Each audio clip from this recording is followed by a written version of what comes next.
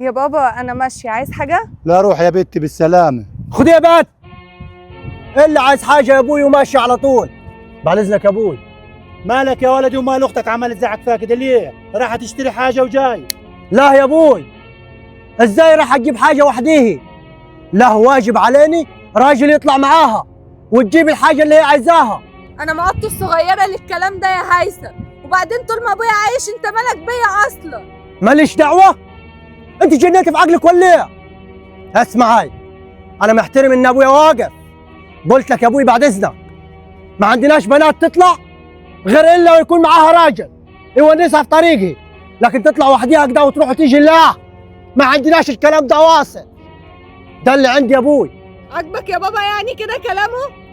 هو بيتحكم فيا ليه طول ما انت عايش؟ المفروض ما يتحكمش فيا. وفيا ايه يعني؟ انا خارجه اشتري حاجات مع اصحابي يعني. اخوكي وخايف عليكي، ومن حقه ان هو يقول لك كل الكلام ده. اهو رد عليك يا ابوك، ومن اليوم وطالع طلعتك دي هتبقى بشورتي انا. ايوه ما تستغربيش، ولما تروحي مشوار قولي لي تعالى يا اخوي روحي معاي.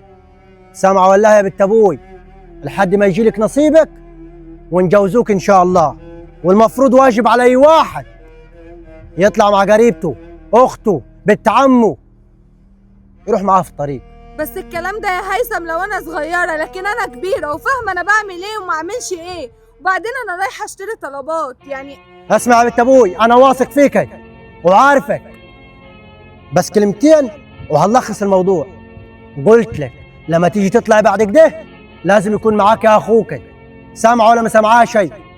وادي نبهت عليك، وابويا هيعقلك، وواجب على اي واحد هرجع واقولها لك تاني يطلع مع اخته. ولو انا كلامي غلط قول انت يا ابوي. عاجبك كده؟ بوظ لي الخروجه اللي انا كنت خارجه انا واصحابي نجيب شويه حاجات. معلش يا بنتي، اخوكي وخايف عليكي، واحنا هنا عاداتنا وتقاليدنا ما تسمحش بكده. طالعه مشوار اخوك يروح معاكي، ده اللي عندي وعند اخوكي. والله بعد اللي سمعته ده بودني، انتوا ناس محترمين وانا طالب بنتكم للجواز، واحنا نتشرفوا بيك يا ولدي. وانتوا ناس محترمين مش هلقى احسن منيكم، وسيلتكم في البلد سيلة نظيفة. تشرف تشرف في اي وقت يا ولد. وانا هجيب ناسي وهجيلكم. تشرف في اي وقت. السلام عليكم. استنى يا اخويا، رايح فين؟ ايه يا بنت ابوي؟